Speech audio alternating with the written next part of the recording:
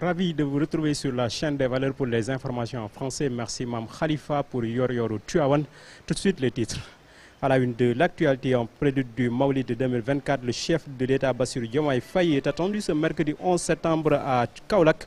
Ce séjour entre dans le cadre des visites de courtoisie auprès des foyers religieux.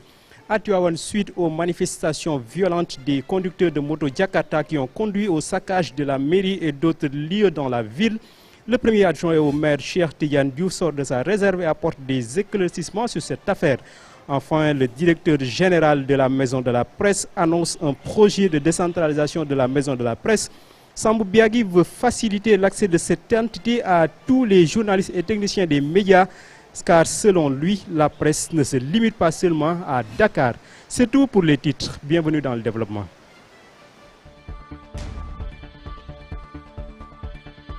L'actualité avec le chef de l'État en prélude du Maulid 2024 qui sera célébré ce dimanche 15 septembre.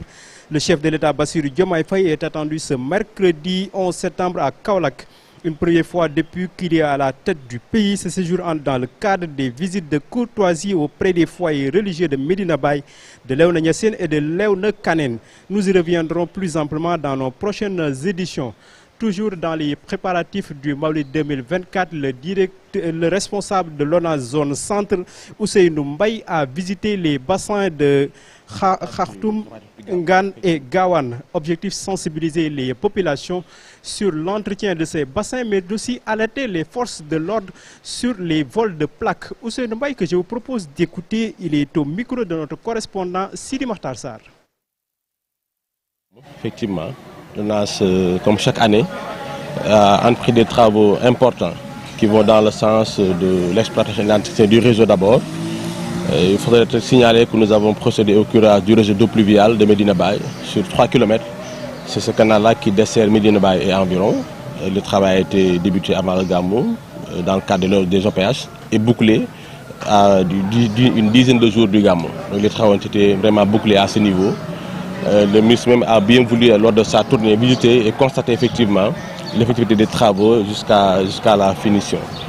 En dehors du travaux d'entretien au niveau du réseau, le curage, nous avons aussi effectué des travaux d'entretien au niveau du réseau d'eau usée, ce qui consiste à faire le curage, à l'entretien effectivement du réseau qui dessert Medina Baye et à curer aussi les 2 stations qui desservent Medina Baye. À Medina Baye, nous avons 2 bassins versants qui vont dans 2 de nos stations.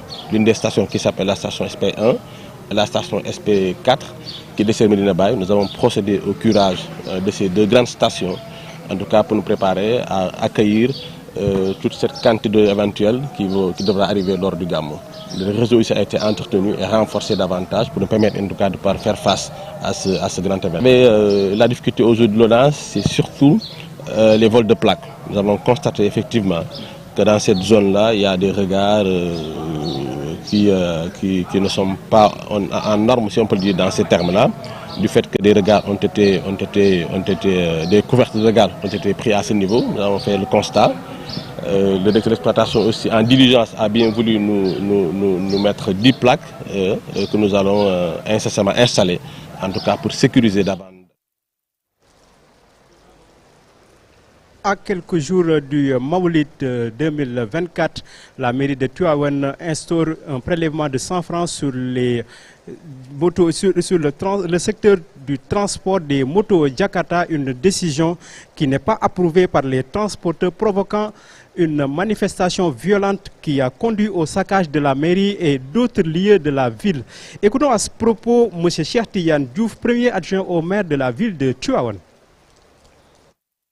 Jeudi passé et le vendredi, nous avons connu en tout cas des moments regrettables qui ne se sont jamais produits dans cette ville sainte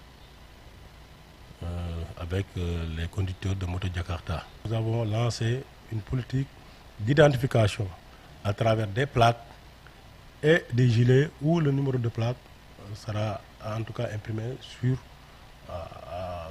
le gilet. Et la plaque et le gilet qui revient à la commune 14 000 francs ont été en tout cas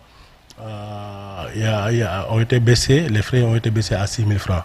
Sur cette, on dit que les Jakarta qui sont en règle avec la commune ne payent rien. Vous avez payé, c'est ce qui sont en règle. C'est-à-dire on demande à chaque Jakarta de payer 100 francs le jour. 100 francs par jour, ça fait 3 000 francs le mois. Et sur 4 000 Jakarta, tenez-vous bien, sur 4 000 Jakarta, il n'y a qu'un seul Jakarta qui est en règle. Un seul Jakarta qui est en règle. Malgré toutes les réunions, tout ce que nous avons pu faire pour eux. Bon.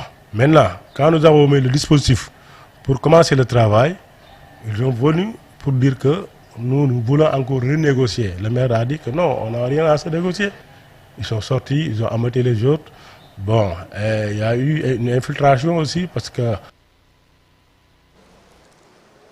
Le directeur de la maison de la presse, Sambou Biagui, annonce une décentralisation de la maison de la presse, une annonce faite lors de sa tournée à Ziguinchor. Sambou Biagui veut faciliter l'accès de cette entité à tous les journalistes et techniciens des médias, car selon lui, la presse ne se limite pas seulement à Dakar. Sambou Biagui, que je vous propose d'écouter.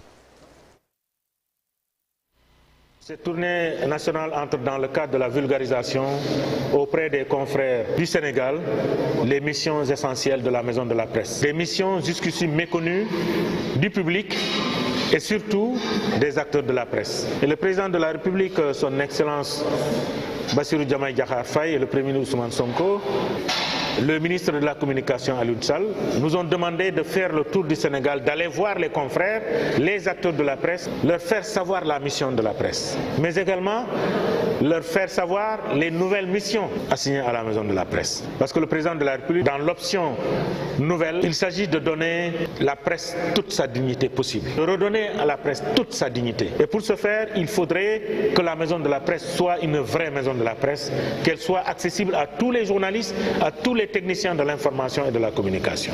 Mais cette maison de la presse aujourd'hui implantée à Dakar, dans son projet, le ministère de la Communication veut l'installation de maisons de la presse un peu partout au Sénégal. À Ziguinchor, que la maison de la presse ne soit pas seulement à Dakar, parce que le président a dit la presse ne se limite pas qu'à Dakar. Elle n'est plus ce qu'elle était il y a 20 ans, il y a 25 ans. Aujourd'hui, elle est partout au Sénégal, donc il faudrait que cette presse-là bénéficie des avantages qu'offre la maison de la presse. C'est la raison pour laquelle donc nous sommes là et nous continuons notre tournée et nous sommes très heureux d'avoir cette mobilisation de toute la presse de Ziguinchor autour de cette question. 300 hectares exploités illégalement dans la commune de Tasset. Le maire Mamadou Thiaw se dédouane de cette affaire. Selon lui, la commune n'est ni de près ni de loin mêlée à cette affaire. Il appelle le promoteur et la société qui tente d'accaparer ces terres de discuter avec la population pour trouver un terrain d'entente sur cette affaire de litige foncier. Mamadou Thiaw, maire de la commune de Tasset, que je vous propose d'écouter. Hectares dans la commune de Tasset, plus particulièrement dans le village de Seysen-Diag et le groupe Latfalaïs. Je veux juste vous informer que la mairie n'est mêlée ni de près ni de loin à ce problème. Les populations de Mousnakh, de Seysen-Diag, Ngent Olof, Ngent Serer, Ngalen, Kounoun m'ont interpellé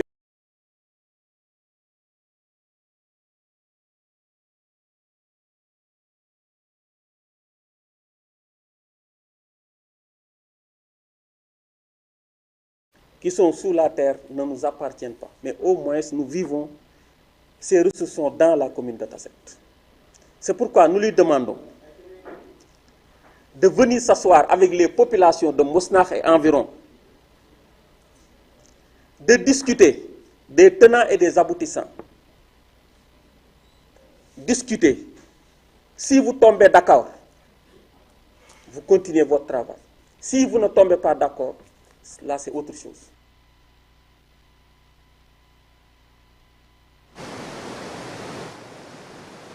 Situé dans le département de Nioro, Dramé Escale manque presque de tous les habitants de Dramé Escale.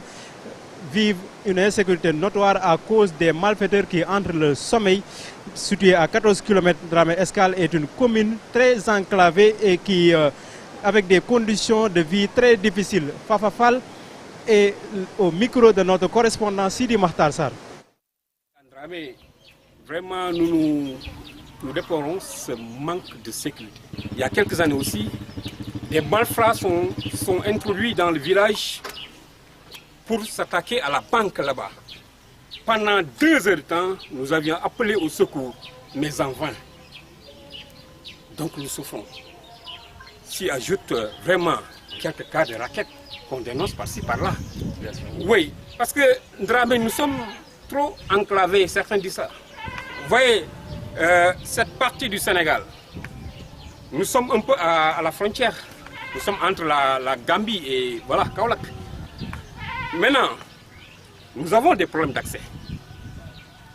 Ce qui nous décourage, il y a quelqu'un qui racontait tout à l'heure que lorsqu'il y a un grand commerçant ici, lorsque sa boutique est en train d'être à pile-feu, vous voyez, lorsqu'ils ont appelé, les sapeurs-pompiers, soldats du savoir, ont demandé où se trouve Dramé. Vous voyez. Donc parfois, ils ont même la paresse vraiment d'emprunter cette route-là. Cette route-là qui est distante seulement de 14 km. Nous voulons vraiment qu'on bitume cette route-là. Parce que sinon, on risque de vivre comme ça, dans l'insécurité totale. Nous en souffrons. Donc vous avez vu l'état de la route, c'est catastrophique. Donc on ne se fatiguera jamais de le dire et de le répéter. Il est temps que vraiment l'axe Kermadiabel-Dramé-Escale soit bitumé.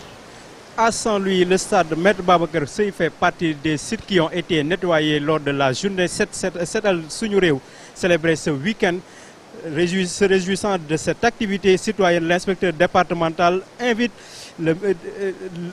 la jeunesse. L'inspecteur départemental de la jeunesse réclame la réhabilitation et la réouverture du stade Maître Babacar Seye. Pape Sambali, que nous écoutons. Là aujourd'hui pour célébrer vraiment une journée nationale dédiée au nettoiement, mais une journée aussi, disons, dédiée au ministère de la Jeunesse, des Sports et de la Culture. Je pense qu'on a pu allier l'utile à l'agréable. Maintenant, on ne peut pas parrainer cette activité au ministère de la Jeunesse et des Sports sans pour autant prendre vraiment, disons, un site qui répond bien à cela. Je pense que cela est aussi venu répondre aussi à une demande des populations, surtout des sportifs, par rapport à Maître Babacar Seye. Maître Babacar Seye, c'est vraiment un symbole, un patrimoine. C'est une histoire pour Saint-Louis. C'est le premier stade gazonné de l'Afrique occidentale française. On ne peut pas développer le sport sans pour autant occulter 4 axes.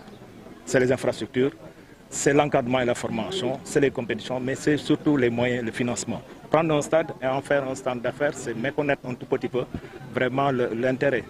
Parce que les stades sont devenus maintenant des espaces de vie. C'est des centres d'affaires. Vous allez y trouver du tout. Donc cette économie-là, je pense que mérite d'être valorisée.